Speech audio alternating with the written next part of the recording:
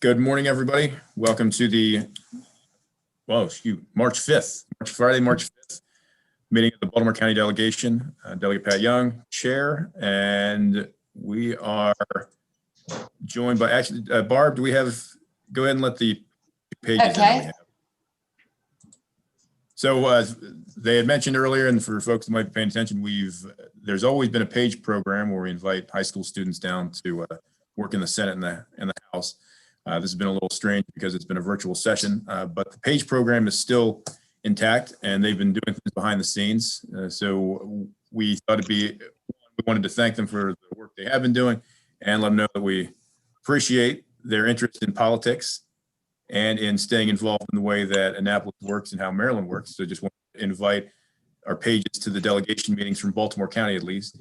And today we have Miss Ann Seal from District 12. Lives in District 12, goes to Notre Dame Prep. Yay. And we also have, and I apologize if I mispronounce your name, Vinay Khosla. Did I get that right? Yeah, it's Vinay, but you got my last name right. I was close. Yeah. No worries. Well, welcome. And you live in 42B and go to Delaney High School. So appreciate you guys participating. I know it's a little strange, but we're glad you're here, and feel free to reach out to your delegates from your district, but also reach out to anyone in the delegation about your experience in any way that we can be assistance to you. Okay. Excellent. So we're going to move right into business. We've got bill hearings on HB 894, election law, polling places at continuing care retirement communities. Delegate Mangione, you have the mic. Thank you, Mr. Chair, Chairman Young, and members of the delegation. Good morning to everybody. I present the bill in hopes, of course, of a favorable vote. Are you getting an echo? Because I'm getting an echo. Yeah. Could everybody mute themselves? All right. Okay, so I present the bill in hopes of a favorable vote. It was presented last year and was also cross-followed by Senator West, but due to COVID, we didn't have the time to get it through. So I just want to start off by just a little mention here. Of course, every year around election time, and I'm sure many times besides that, politicians, elected officials, we love to talk about how much we care about our seniors. So this bill here does exactly that. It requires the Baltimore County Board of Elections to establish separate precincts at certain continuing care retirement communities to serve that specific retirement community. So it's important to note that there are 12 CCRCs in Baltimore County, and it would be their choice if they would like to opt in. And the bill imposes 3 conditions on the establishment of a polling place at the CCRC. Number 1, the CCRC must make the polling place available without charge to the local election board. Number 2, the polling place in the CCRC, it must meet all applicable requirements for a polling place under the state election code and the regulations issued by the State Board of Elections. And number 3, it must, very important, provide to the local Board of Election in recruiting election judges from among the residents of the CCRC to staff the polling place. And this is important to note because most residents of a CCRC are elderly but remain very active.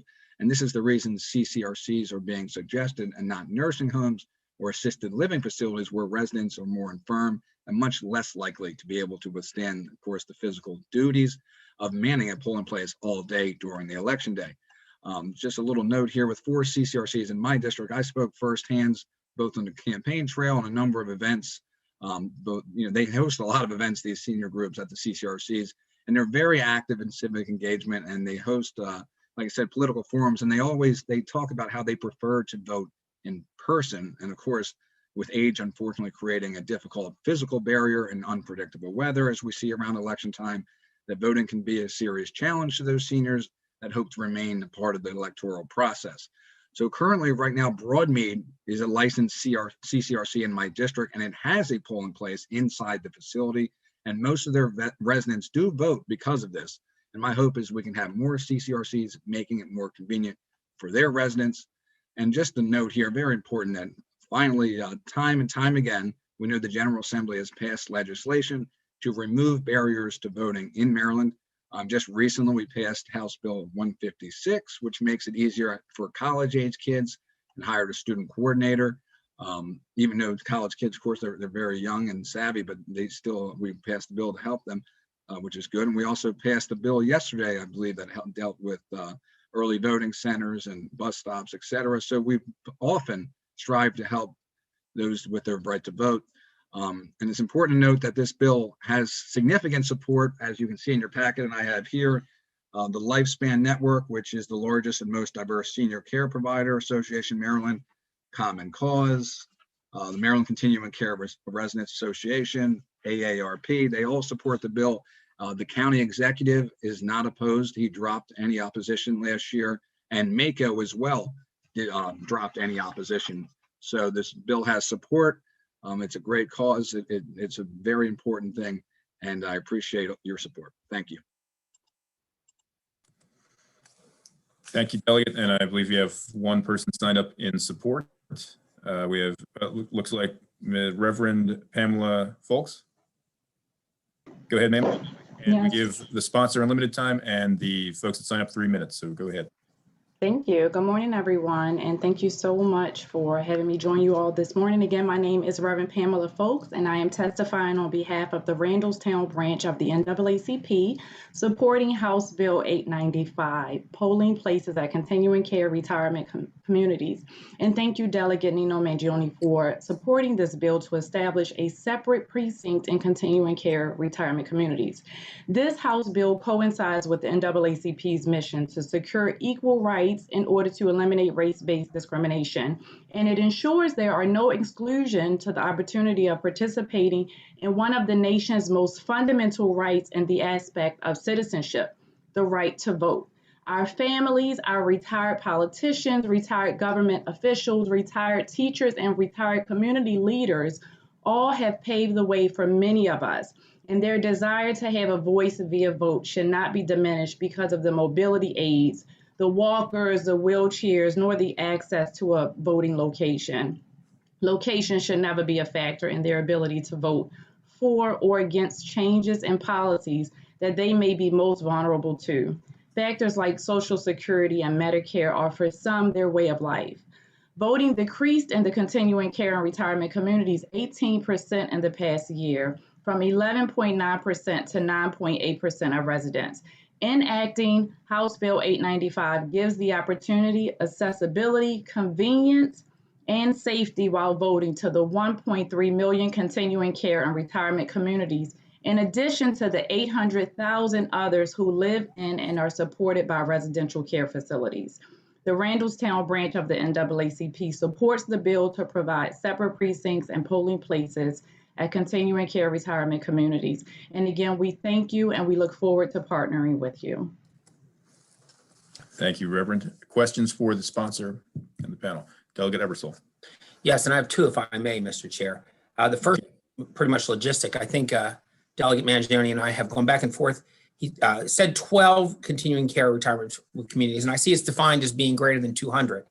The Baltimore County website says there are 20, and also says that the number may not be accurate. So the 12 figure is coming, I'm just curious where the 12 figures coming from. To be perfectly honest with you, I'm putting the blame on Senator West. That's the numbers he gave me now I appreciate the Senator. When we talked about it last year and we went over the documents, that's what he had. And I know I sent you that document, Delegate Ebersol, and you're right, it was a little confusing, but that was just the number that we had from when I went back with Senator last year. But I'll make a call to the county executive's office and see if they can give us an official number and get back. Yeah, You're probably right. make a difference. The other thing I heard you say, and I'm not sure I saw it in the bill, but I heard you say it, is that they'd have to establish a separate precinct that would not be for anyone else. But one of the continuing care retirement communities in my district has a precinct, but other people vote there as well. So would they, and it's a very small community, but would that community then have to have its own precinct? They could no longer vote. And I'll be specific, at Charlestown, the Kensington community along the city line in Baltimore County. Would your bill preclude them from voting there? Well, that's not the intent. Absolutely. if we have to change the wording, that would be fine, because I don't want it to absolutely don't want that to be the cause by accident. Just want to make it the goal of the bill to make it easier for the residents. And if it means the surrounding area and people are already voting there, then that's no problem. Certainly, we can change that in wording. Thanks. I'd looked at the bill and heard you say that, and I actually didn't get through enough to find that part, but we can, it's a big important thing for us to look at, I think. Yeah. Thank you, Mr. Chair. Thank you. Delegate Hill.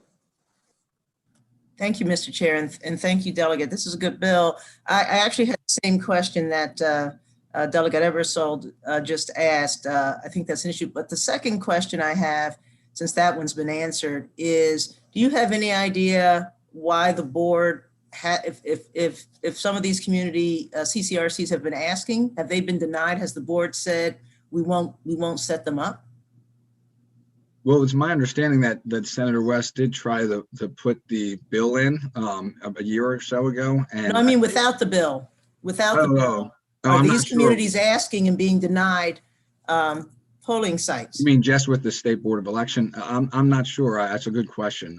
My knowledge of the bill, like I said, was only that it did face opposition when it was a statewide bill, but Baltimore County, that's when MACO and even the county executive decided to support it. That's a good question. I'm not sure. I'll reach out to the State Board of Election if it can be done or could have been done. Or the county board. I mean, it's the county board. That's what I meant. I'm sorry. I would suspect that they wouldn't have a problem doing this if a place asked to have it done. Okay, thank you. Sure. Further questions for the sponsor? Seeing none. Thank you, Delegate. We'll move on to HB 913, Board of Community College Trustees for Baltimore County, Collective Bargaining. Delegate Bhandari, you have the mic. Thank you. Good afternoon, Chair Young, Vice Chair Brooks, and esteemed members of the Baltimore County House Delegation. For record, I'm Delegate Bhandari, presenting SB 913, Board of Community College Trustee for Baltimore County, Collective Bargaining Faculty. If enacted, this legislation would allow for all faculty members at the Community College of Baltimore County, CCBC, to enter into collective bargaining. As it stands, only certain employees have the right to enter into collective bargaining at CCBC. This bill would simply expand the scope of provisions to allow faculty to enter into it as well. Over the interim, I work with Dinesh Riley and Todd Reynolds from the American Federation of Teachers, Maryland, to come up with the framework for this legislation. And I would like to thank Dennis and AFT for their support. I also spoke with Dr. Chandra Kurtinaitis, president of CCBC, and she stated that she is not opposed to this legislation.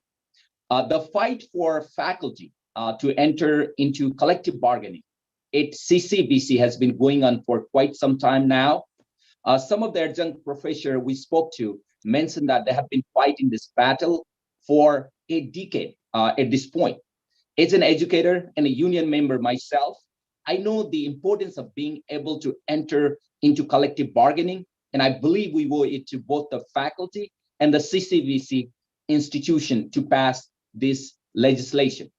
I would like to thank all of those who have submitted their written testimony and those presenting oral testimony today, including Todd Reynolds, who is the political and legislative director for the Afl-Cio in Maryland and DC, and Dr. Kim Jensen, a professor and faculty member at CCBC, and many more. Thank you for your time, and I request a favorable report from the county delegation on House Bill 913. Thank you, Delegate. And you have a number of folks signed up in support, so I'm going to go ahead and go through them. Mr. Todd Reynolds from AFT Maryland, go ahead and unmute yourself. And you have 3 minutes, sir. I don't believe I'm muted. Can you all hear me? Good. Go ahead. We can hear you. Good morning. Good morning, members of the Baltimore County House Delegation. My name is Todd Reynolds. I'm the political coordinator for the American Federation of Teachers, Maryland. That's the state federation for a number of labor unions representing large groups of state employees, public school workers, higher education staff at both Salisbury University, University of UMCS, University of Maryland Center for Environmental Science, and the Baltimore County Federation of Public Employees, and the Baltimore County Federation of Public Healthcare Nurses. Nationwide, AFT represents over 200,000 higher education workers, both staff and full-time faculty, universities and community colleges alike. AFT Maryland calls for a favorable report for HB 913, the bill that would grant the right of faculty at the Community College of Baltimore County to choose whether or not to engage in collective bargaining with the college administration. We're offering a small friendly amendment language to clarify the board has to create bargaining units for both full-time and part-time faculty.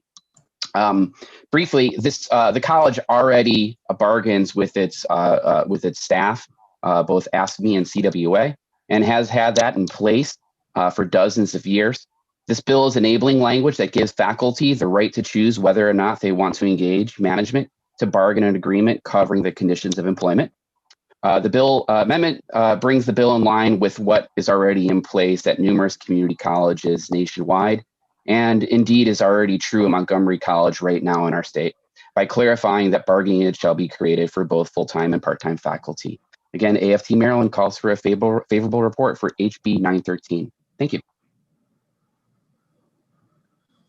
Thank you, sir. And now we'll move to Mr. Chuck Cook from the Maryland State and DC Afl-Cio. Go ahead and unmute yourself, sir. You're ready to go. Yeah, you can hear me now, right? Yes, sir. Okay, thank you, Mr. Chairman, members of the delegation. So sometimes I think that there's a need to do an education piece on collective bargaining rights, especially when it comes to public service or public sector employees. If you ever have a bill in front of you that's asking for collective bargaining rights, it's because the workers there currently do not enjoy the same rights that private sector workers do enjoy, which is the right to actually come together and vote for their own leadership, right? So under current law, the best way to think about this is for any collective bargaining bill that comes in front of the General Assembly for public sector workers, you currently have a set of workers who do not have the right, if they so choose, to come together, vote, and form a collective bargaining unit, right? They just don't have the right. This is an enabling piece of legislation only. And sometimes when I have conversations with folks, they think that these types of bills mandate a union, that's illegal. Put one up into place, that's illegal. What we're actually asking for in any of them, but especially here in CCBC, is may the members of the faculty just have the right to come together and hold a vote. They may choose not to. They may choose that they don't have enough people that want to do it, but they should at least have the right internally to have that conversation, that argument, and hold that vote, right? So I just want to read you real quick from Executive Order of President Biden. If you guys have seen our collective bargaining bills, we put this in every single one, because on January 22nd on the executive order, it says, quote, "It is also the policy of the United States to encourage union organizing and collective bargaining." All right. It is the policy of the United States to encourage union organizing and collective bargaining. And this bill doesn't even encourage it. We're not even reaching that bar. We're saying, let's just enable them to have the right to then hold a vote, right? So no matter where you are on the political spectrum, Republican, Democrat, liberal, conservative, no matter where you are in the House delegation, ideologically, the point remains the same. We believe in the freedom to allow workers to make the decision on their own. The freedom for them to make the decision on their own. So we asked for a favorable report on HB 913 just to give them the right to have that own internal conversation and choose one way or the other. So with that, we ask respectfully to pass HB 913. And on a side note, outside of the scope of this, every single collective bargaining bill that comes in front of you, because it's the same exact concept. So thank you, Mr. Chairman. Thank you, members of the committee. Thank you, sir. We'll move to Miss Julie Lewis. Go ahead and unmute yourself. Hi. Thank Hi. you. Thank you for your time. My name's Julie Lewis. I've been teaching at CCBC for 15 years. I'm the coordinator of the theater program. And first of all, I was really happy to hear at the beginning that the president of our college, Dr. Curtinitis, she is in favor of this. That is fantastic news. We have a great administration at CCBC. but administrations change. So having a seat at the table when major decisions are being made is really important for faculty. This isn't just an issue of collective bargaining in terms of salaries. That's actually, for most of my full-time colleagues, that's not our main concern. Our main concern is how what we do inside the classrooms affects students. And we know that better than anybody. And when policies and decisions are being made without faculty, then they're not getting direct input about how it's going to directly affect our students. So we do have a system of shared governance, but that where we have representatives, but that system is not binding at all. So we can suggest things to the administration, and often they're open to them because we have a good administration right now, but they're not binding. And just to echo what Mr. Cook just said, we're only asking that we have the opportunity to see if the majority of us even want to unionize. So it's not like it's going to be forced upon us. And just as a democratic principle, allowing people to have the opportunity to come together and have some worker solidarity and have a seat at the table in this decision making, I think is paramount. It's especially paramount at a public education institution where, you know, we espouse values of democracy and of shared governance. And finally, this bill would also give our part-time adjunct faculty some say as well. And that is a very pressing issue. I don't know how familiar you all are with just the current state of higher education, but 70% of classes at universities and colleges are being taught by itinerant faculty. They're being taught by adjunct faculty who have no job security, no health benefits, don't know if their schedules are going to get changed last minute, are making below poverty wages to teach these classes. This is not indicative to just CCBC. Forward to Delegate Young. Oh, sorry. This isn't just indicative to CCBC. This is a national trend. So it's really important that our adjuncts have some say as well in what, you know, is occurring. And we're all reasonable people. We understand there's budget constraints, but we want to work with the college to figure out, you know, those best solutions. And we think, you know, we have a lot to contribute. And as Mr. Cook said, you're not legislating that the CCBC faculty unionize. You're just giving us the option should we want to take it. So thank you so much for your time. I appreciate it. Thank you, ma'am. And I also have, let's see, one more person signed up, just see if they're here. Kim Jensen, if you're here. I don't see. Okay, no worries. We'll go to questions for the sponsor or the panel. Delegate Erickson. Thank you, Mr. Chair. Thank you, Delegate Bandari, for this bill. I have some concerns about it. I don't know if you looked into the difference in the cost of Montgomery County per credit compared to what we have right now. I mean, as you know, community college is intended for people to find reasonable education, and CCBC does a fabulous job of that. I hear nothing but accolades from people. And Montgomery College is significantly more expensive. I mean, we're talking at the end of a degree, we could be talking about thousands of dollars difference. And I have some concerns that is because of potentially because of collective bargaining for adjunct professors. Could you speak to that? Yeah, thank you, Delegate Eric. And that's a wonderful question. With this bill, if you look the fiscal note, since the state funds CCBC based on a per student formula, any increase in personal cost does not affect CCBC Formula 8. However, because retirement costs for certain CCBC employees are paid by the state on behalf of CCBC, to that extent, and general fund expenditure might increase a little bit, but it's not going to affect any CCBC fund at this moment. As some of the proponents said, that it's just the enabling legislator. It's not mandatory that they must have to form the union and stuff, and everything will be in negotiation. Yeah, and is when I talked to CCBC president, and she's wonderful working with other unions. They already, we do have, I believe Todd might clarify that if you can. There are, I believe, two already, right? Todd? So the question that I gather is about Montgomery County, or a concern about increased tuition. And thank you, Delegate Arikan, for that question. I would submit to you that AFT and certainly cares about keeping tuition low and accessible to more higher education to more people, and the faculty, I believe, do as well at that school. When you come together at bargaining, when the two sides, the faculty and administration, come together at bargaining, the employees there are certainly not interested in bargaining a contract that is going to make higher education for their students inaccessible. That's just not going. That's just not going to happen.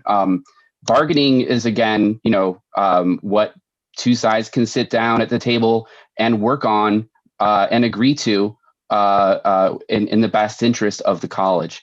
So I don't believe there's a one-to-one correlation to increased tuition at any higher ed institution with collective bargaining. There's no study that I know of that says there is that one-on-one correlation.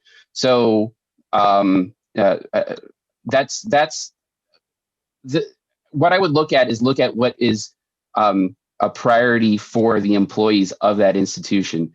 And I guarantee you, making sure higher education is accessible to the residents of Baltimore County is a priority for the faculty at that school. Thank you, Mr. Reynolds. Delegate Arikan, do you have a? I would just say, I'm not sure the study needed to be done, because when costs go up, prices go up. That's just sort of common knowledge, but thank you. And just Delegate Bhandari did the right thing there. I just want to make sure when we have multiple folks on the panel that I'll let the sponsor identify someone to answer a question like you did, and then they can speak out to that. So just want to make sure that's clear to everybody else. So thank you, Delegate Bhandari. Delegate Shalega, question. Thank you, Mr. Chair.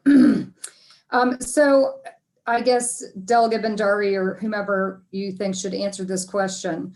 When studies and data show that unionizing increases the cost, how is that not going to be passed on to students?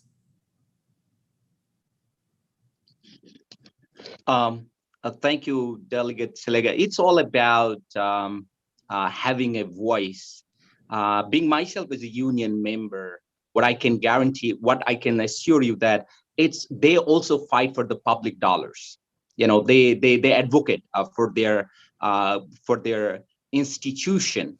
They can fight for federal dollars. They can fight for state dollar, and it's all about the quality education. And if you do the research yourself, being myself as a researcher, having this collective bargaining unit always help our institution moving forward. That's what the research shows. Well, yeah, the research shows that it increases costs between 600 and 750 more per capita in states that do this. So, yes, the union's priority is for the members of the union. So let's be clear, of course, their priority is their union members and their salaries. We're here for the students and what it's going to cost them. My last question would be this. There was discussion about adjuncts.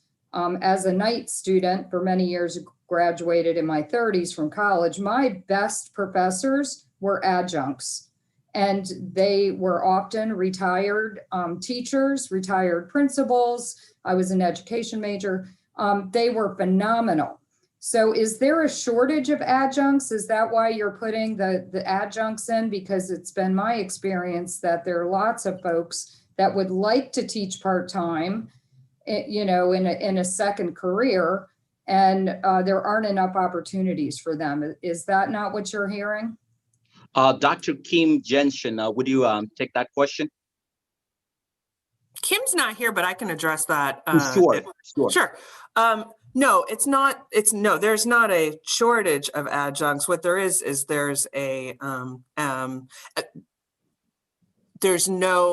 adjuncts have absolutely no job sort of security, even on a part-time basis.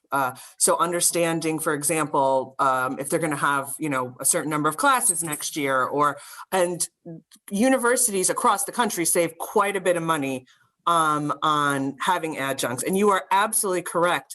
The students don't know the difference. And they shouldn't, because the adjuncts are just as often qualified, just as talented, and just as dedicated. And if you're a student, it doesn't matter if you have an adjunct faculty member or a full-time faculty member, just like you just referenced, which is a great example of when you were in graduate school. What I would say is most of them, though, are not having second post jobs. These are people who this is their first job. They've just gotten out of graduate school, and it's actually opposite. There's lots of people in academia looking for work right now. So it is actually flooded with talent and flooded with hardworking teachers who deserve to have some, to be able to have a say. If they're teaching 70% of our classes, they're in contact with 70% of our students, where the administration and even the full-time faculty isn't even teaching that much. They directly know what students need. I would also take just one objection to the idea that we're only in this for ourselves. I've been, I choose to teach at a public institution. I choose to not be at a private institution because I believe in open access education, and I believe that students should have quality, affordable education. And so they are my number one priority. And as far as faculty are concerned, for my colleagues, salaries are not what the main thing that we would want collective bargaining over. We're actually compensated pretty well at CCBC. For adjuncts, that is a different story.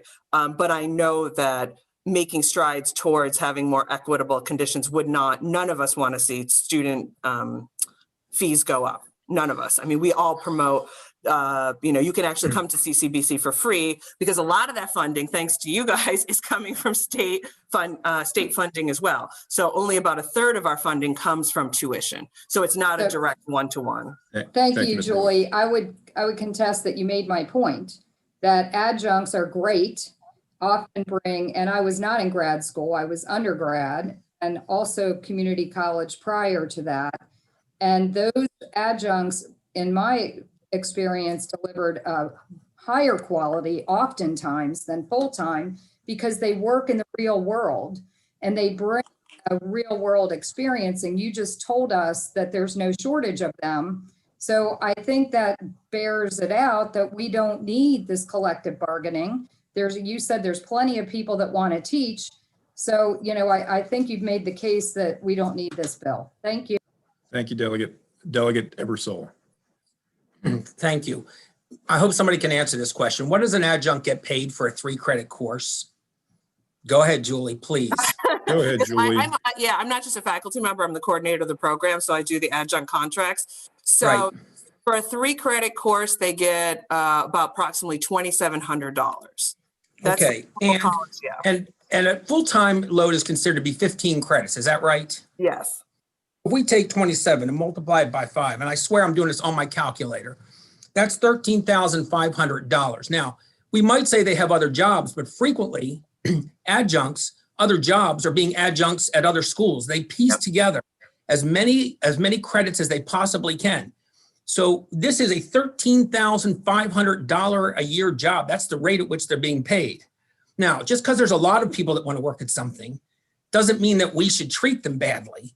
And I think that this is below what we consider to be minimum wage, if we're looking at that, for what a minimum wage earner would earn for the year. I would have to say, if these people don't need representation, because there are a lot of people eager to teach, then I don't know who does. And thank you. Thank you, Delegate Hill. Thank you. Yeah, following up on that, I find that sometimes when there are lots of people who want a job, the leverage goes with the employer in such a way that they can often really pay dirt poor, not have other benefits, not be respectful of the role, because there's always someone around the corner who can take the job for less. It's the lowest common denominator. So Julie, you mentioned that it's not always about salary. right? So what are the other kinds of things that are important for people who are being hired as adjuncts to be able to negotiate hours? Or can you just elaborate a bit on what other things are important? Sure. So let's say for just very quickly say for full-time faculty, things like class minimums inside your discipline, raising class minimums, especially in disciplines that have to, I mean, I'm talking about something like theater where you have technique classes, where you have very small spaces to do very physical work.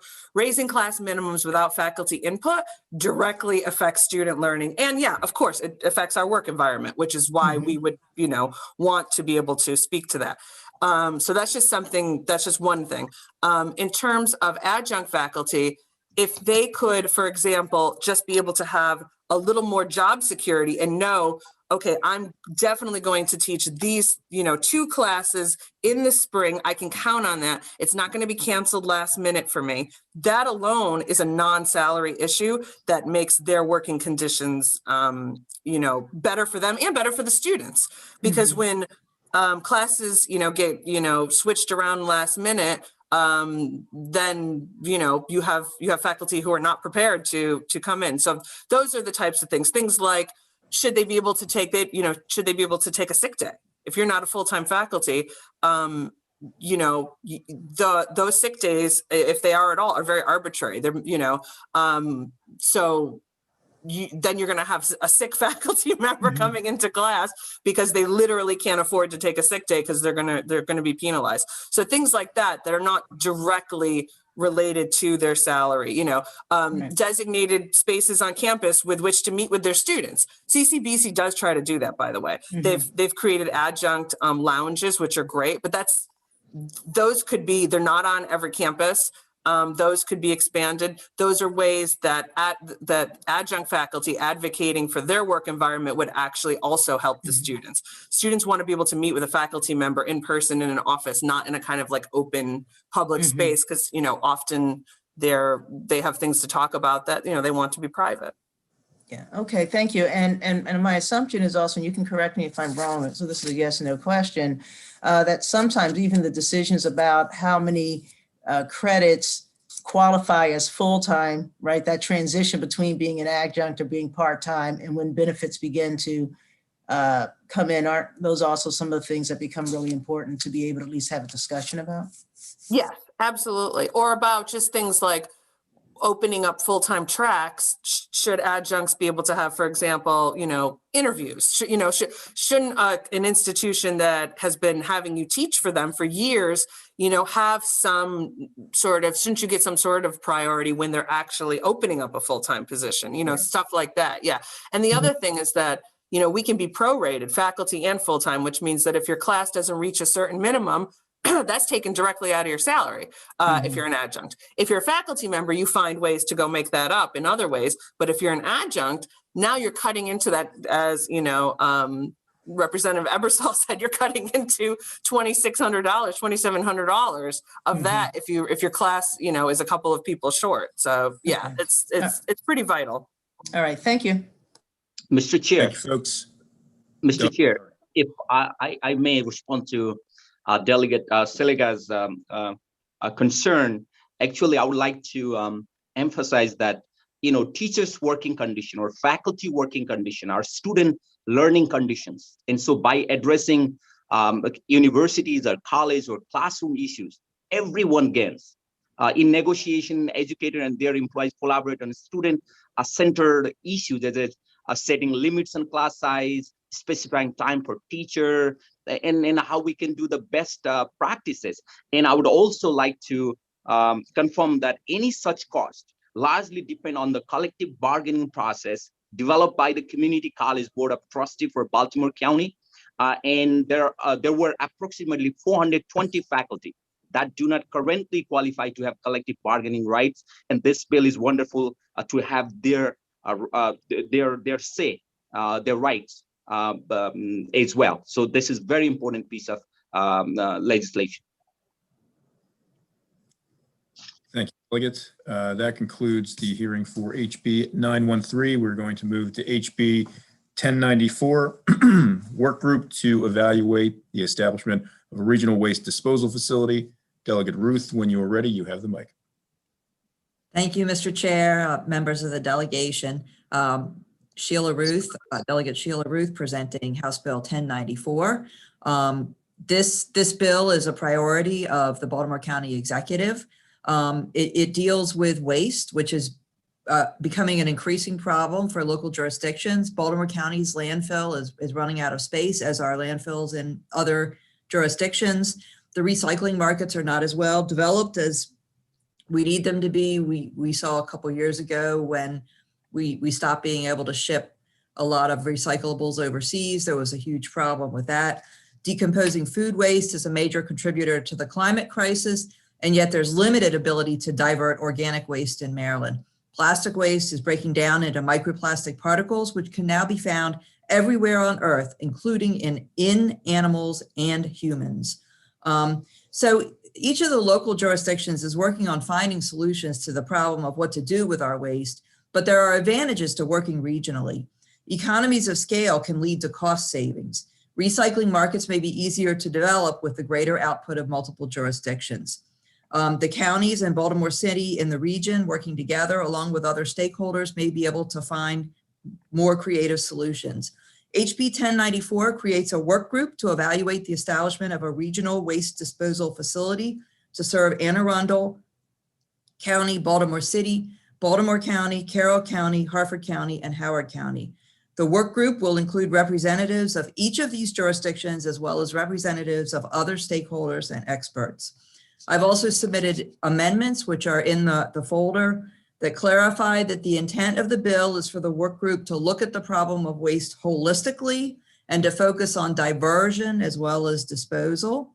The work group will report on various items, including siting of a new regional waste diversion and disposal facility, cost sharing, developing markets and networks, consolidation, phasing out incineration, focusing on recycling, reuse, and composting, and advancing the principles of zero waste. And I request a favorable report for HB 1094. Thank you, Delegate. Questions for the sponsor, Delegate Erickson. Thank you, Mr. Chair. Thank you, Delegate Ruth. So I'm just want to get some clarifying stuff on this. So what we're looking at is a bill that would authorize for a work group to happen. Does it require that other counties participate? Because I'm actually on the Harford County delegation, and we've never heard anything about this from our other county. So how does that participation work? Is that a mandate? So I don't think it's a mandate. First of all, I do believe the Baltimore County Executive's Office has been talking to the other counties involved in this. We do have a letter of support from, I believe, Anne Arundel County. I'm not sure if we have anything from the others. The work group would include a representative of each of the 6 counties. And so, you know, the counties would be represented and would be able to you know, have a voice in what happens here. And I think Joel Beller can answer that a little better than I can. I'm not really concerned about having a voice specifically. That's good that we were all included. I'm just wondering, I mean, unless I hear from my county executive, my voters, that they want to potentially be involved in having a trash dump site where 6 other counties dump their trash in our jurisdiction, I would respectfully ask that perhaps you would not include Harford County until I can confirm that that's something that our community would like to participate in.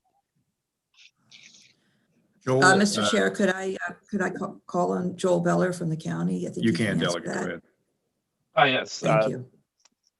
Thank you, and thank you for your question, Delegate Erickson. I would note that Baltimore County already processes some of Harford County's recycling. I think these elements of regionalism already exist in our current processes, but have not really been coordinated at a broader level. So we're really looking at this bill to bring everybody to the table to say, what needs to be done, because we can't keep all operating in a bubble or in a vacuum where we're not looking at what other folks are doing. I think equity in terms of where things are cited or what's being proposed is why it's so important to have everybody in the region represented on the work group. You know, I think if a county doesn't want to participate, they don't necessarily need to. But, you know, we thought it was important to have a region-wide component to it because it really affects all of us and we need all those voices at the table. I'm assuming though that if Harford County has any waste at all going to Baltimore County, there is a contract between the two counties about that. That would be sort of step one, I assume. And generally, when we're doing delegation related bills, we ask the counties involved. That's the local courtesy that we try to have down here, although has been deteriorating this year. But thank you very much. Delegate, thank you. Further questions for the sponsor? Seeing none. Thank you, Delegate. Moving to HB 1197, Baltimore County Board of Education, Legal Counsel, excuse me, Legal Counsel and Chief Budget Analyst, Delegate Bodler. When you're ready, sir, go ahead. Yes, thank you, Mr. Chair and members of the committee. I'm here today on behalf of House Bill 1197. This bill pertains to Baltimore County Board of Education and would require the board to employ a legal counsel and a chief budget analyst. This is the same piece of legislation that I had put in last year, and the delegation had unfortunately turned it down, and I hope that you will reconsider it this year in light of some of the events that have happened over the last year in dealing with the superintendent and the board and the county executive and the county council. Last year, the Baltimore County took no position. I did not hear from the Baltimore County this year, so I'm going to make that assumption that they're neutral in this. And last year, we had 5 members of the Board of Education who supported this bill. The purpose of this bill is twofold. One is to create a permanent position for a legal advisor to advise the board in legal matters. This is important. This is something that is afforded to every other local board of education in the state. Also, it wasn't that long ago that the school board actually had its own legal counsel, and somewhere along the line that was dropped.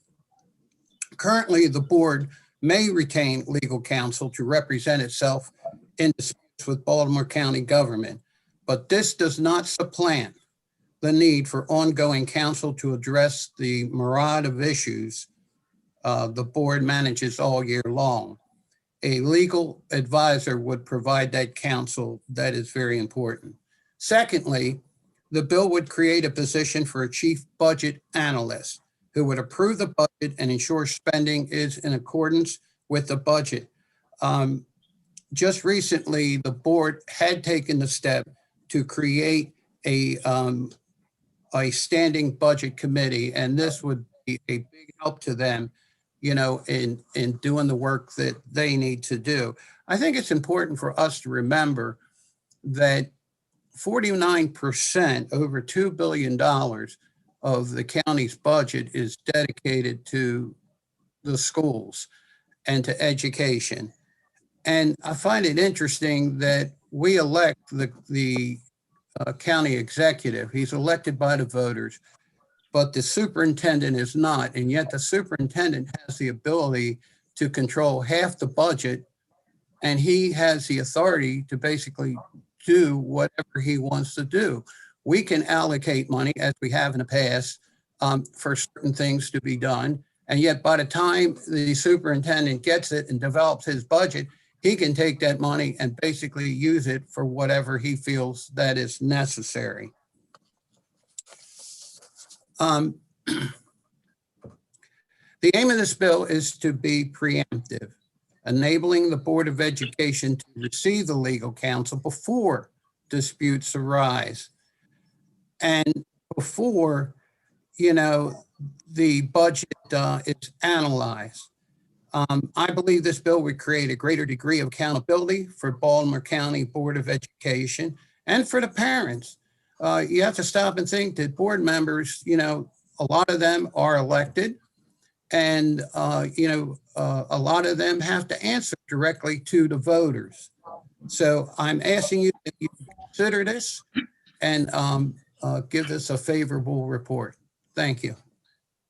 Delegate, and I have two folks signed up in favor. We'll go with them first and take some questions, and then we'll move to opposition. Ms. Mary Taylor from Morning. Baltimore County Parents and Student Coalition. You can go and unmute yourself. Yes, sir. Can you hear me? Sure can. Go ahead when you're ready. You have three. Thank you. Good morning, Chair Young, Vice Chair Brooks, and members of the Baltimore County delegation. I especially like to say good morning to my delegate, Rick Metzger, who's my representative. I'd like to thank him for his continuing diligence towards representing our district and our community of Essex. Thank you, Delegate Rick Metzger. My name is Mary Taylor, and I live in District 6 of Baltimore County. I'm a registered voter.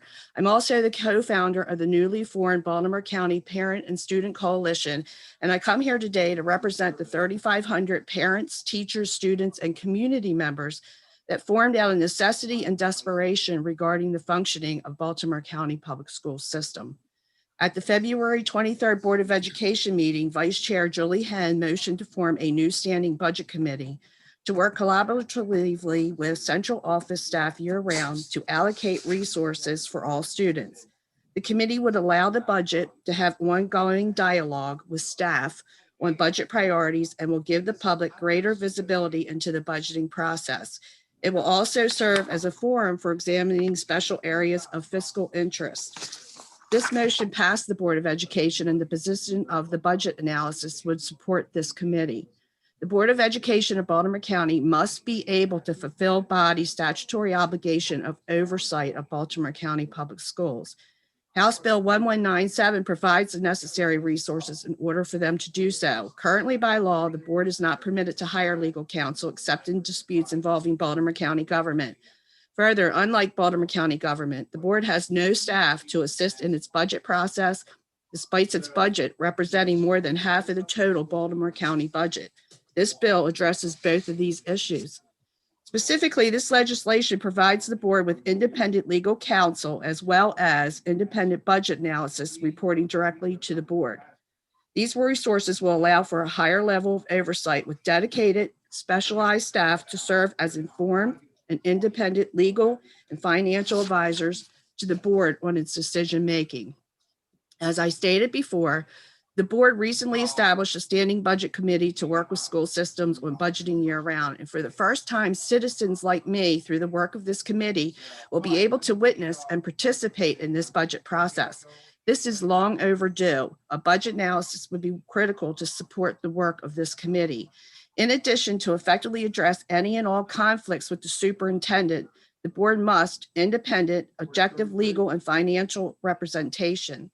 This bill provides the resources to be able to do so in a manner that ensures the board's continuance to fulfill its obligation to the state and to the public that it serves. Thank you for the opportunity to present this testimony of support for H. Bill 1197, the Baltimore County Board of Education Legal Counsel and Chief Budget Analysis, sponsored by Delegate Baltimore. Thank you very much. Thank you. Right under the buzzer.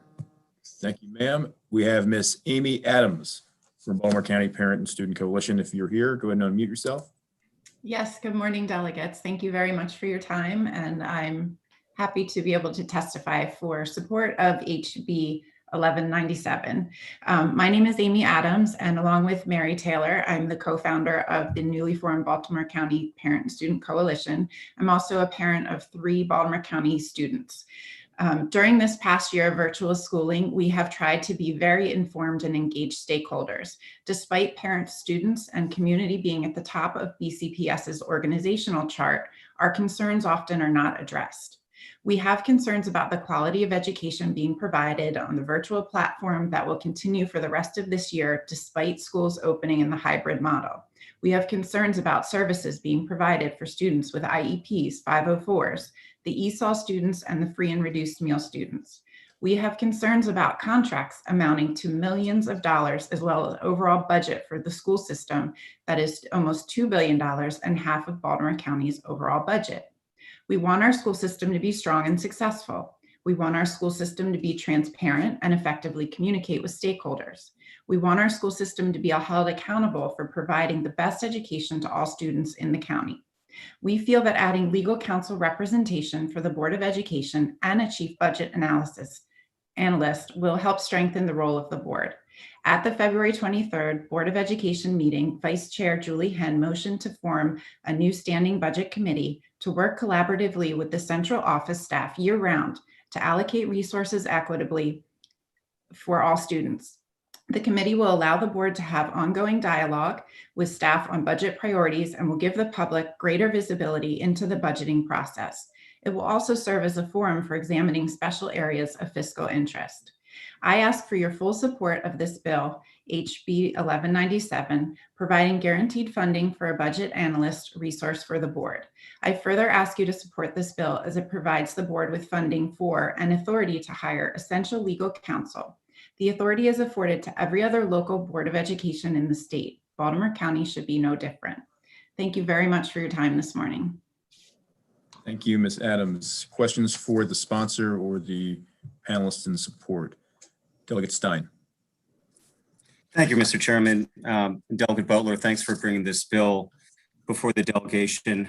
The question I've got is about the authority that the bill gives to the chief budget analyst. As I read the bill, even if the board, say, unanimously approves a budget, the chief budget analyst would have to give his or her okay before it's submitted. And I guess to me, that seems like we would be transferring a lot of authority from the board's staff position with respect to budget. So I guess I just want to ask if I'm reading this correctly or not.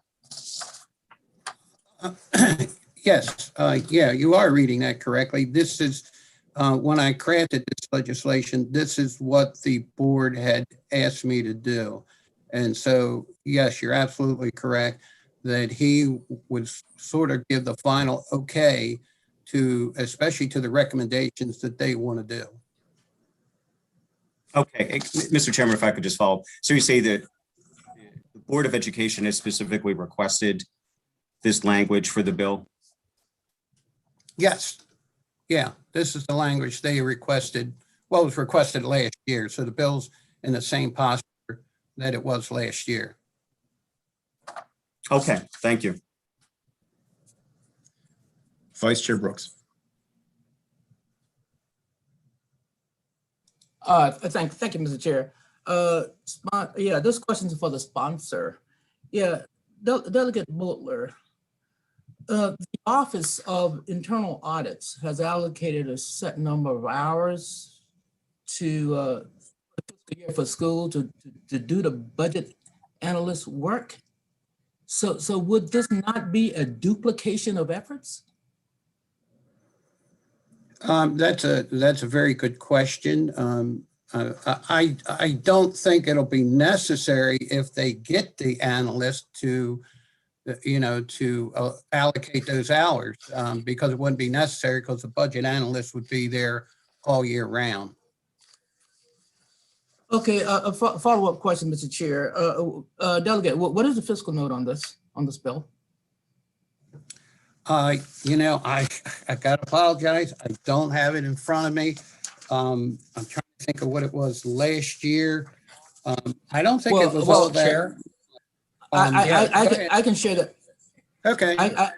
I can share that with you, sir. It's over the 5 years. It's going to be $1,134,287.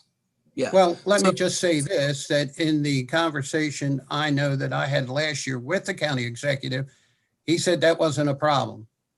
Now, I don't know if he's changed his opinion since then, because I have not heard back from any of the folks from the county in reference to this. But I know last year he indicated that was not a problem for them to absorb. My concern is whether or not this is a wise or appropriate use of taxpayers' funds, especially when you've got an agency there that could provide those services. Those funds could be used to educate additional students, and that's a lot. Yeah, that's a lot of money just to be, I wouldn't say in a sense, just wasting in a sense for services that's already provided, that will already be provided. Well, That's think you enough. have to Thank you, be- Mr. Chair. Oh, okay. If I could respond, I think it's not a waste of money. I mean, we're talking about a $2 billion budget here. $1 million for this is not a waste of money, and I think it's necessary so that there is some kind of oversight over how this money is being spent at the end of the day. Thank you, Delegate. Delegate Ebersol. Two questions, if I may. Delegate Boatler, thank you for bringing this bill. You answered Delegate Stein that the board asked you for this. Was this a motion by the board? And was it approved unanimously that they asked for this? No, I was approached by several of the board members who felt this would be necessary for them to have something like this. But no, Would the it have been board, 6 the members board or fewer itself than has 6? never, members of the board have supported it, but no, they never took a motion up to say, yeah, this is what we wanted. Would it have been 6 members of the board or fewer than 6 that asked you? It was fewer than 6. Thank you. The other question I have is this budget analyst, which has the extraordinary powers that Delegate Stein has described, apparently has sort of a line item, a pen that they can use to say things. Who's picking this person? We have elected members of the board, but is this person selected? You talked about one superintendent. We have one individual here who that $2 billion that you're talking about would be pretty much at their discretion. Well, the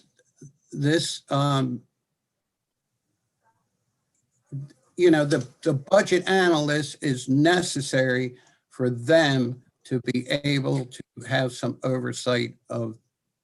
I surely appreciate that, but how are they selected? Well, that'll be up for them to determine how they hire that. And I think they would work through the county to, get somebody who's qualified to do that.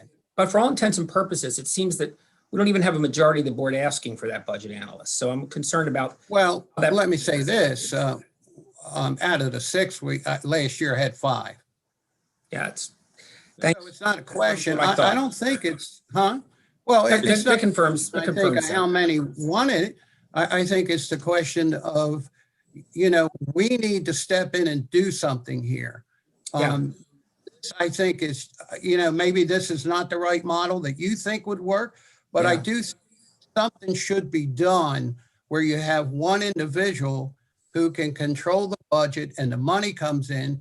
That's 49% of the total Baltimore County budget. And he is not held accountable really. Mr. Chair, last comment, I think we are shifting that. If it does indeed rest with one individual, which I don't fully agree with, we may be shifting it to one individual. Thank you very much. Thank you. Speaker Jones. Thank you. I'm coming, not as Speaker Jones, but as a 38-year Baltimore County employee who worked for the county executive office. My question is, and as you all know, I was opposed to this bill last year. So Baltimore County still does have a budget director. Baltimore County still does have a county attorney. I heard the witnesses reference twice that they got the direction from the vice chair. There is a new chair of the board. So, and then what questions that Delegate Ebersol had raised, it doesn't seem that this is something that is unanimous by the board. I has been opposed to this bill last year, and I'm opposed to it again this year. And I think it's targeting because of a small group. And I think that it doesn't sit well in the message that you're giving to all the people in Baltimore County that we all collectively as a delegation represent. Thank you, Speaker Jones. See a final question for the panel in support, Delegate Hill. Thank you. Delegate Botella, I guess, can you just explain why this was a shall and not a may? If your goal was to allow them to have the flexibility, why did this become a shall? both the attorney who acts on legal matters and also as counsel to just give advice, but on this budget analyst? Why is that a shall and not a may? Well, once again, this is the legislation that I was asked to put in, and that's what they asked for.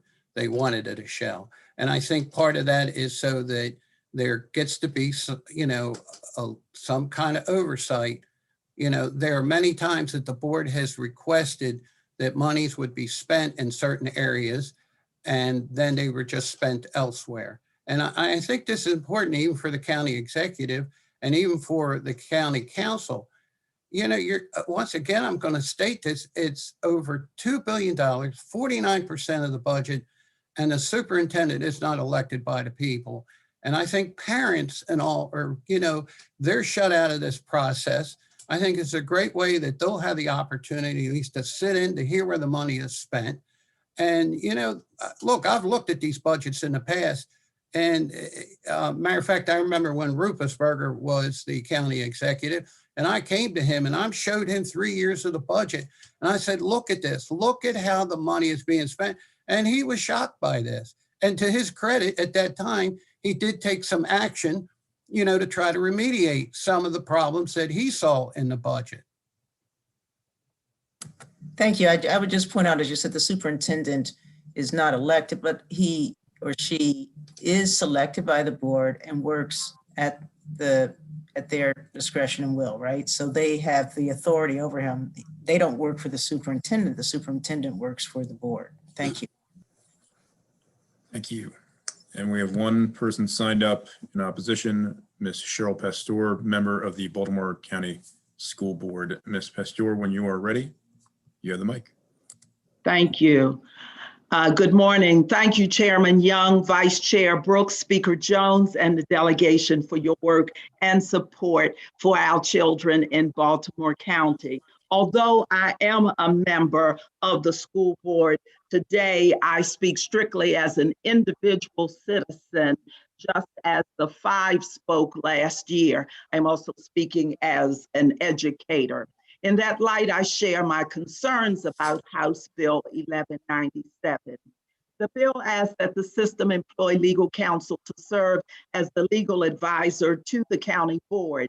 Is the bill asking the board to encumber a salary for a full-time legal counsel when there is at this time no full-time workload, when part-time contractual has been sufficient?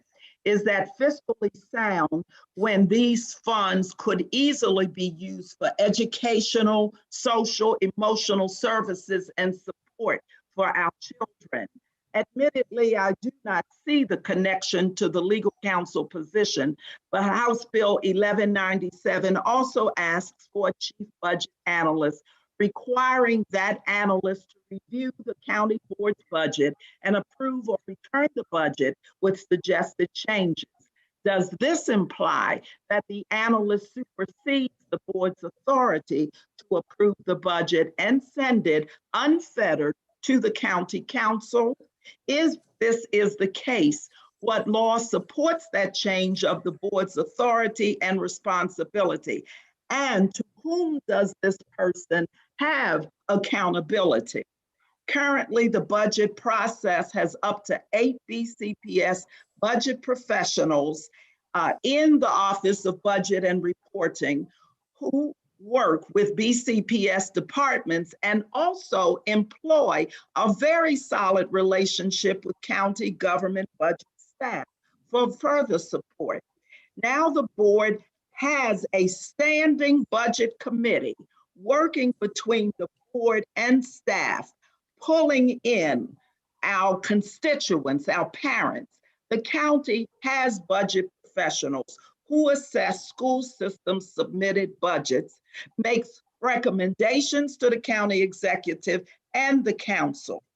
That the analyst would ensure that spending is in accordance with the budget seems to imply compliance or audit reviews, which are in fact regularly done internally and externally.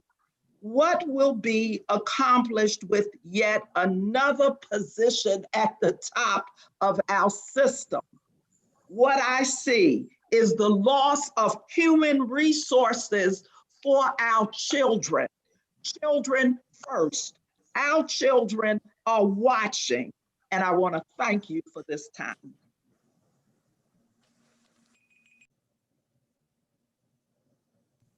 Thank you, Ms. Pasteur. Questions for this panelist?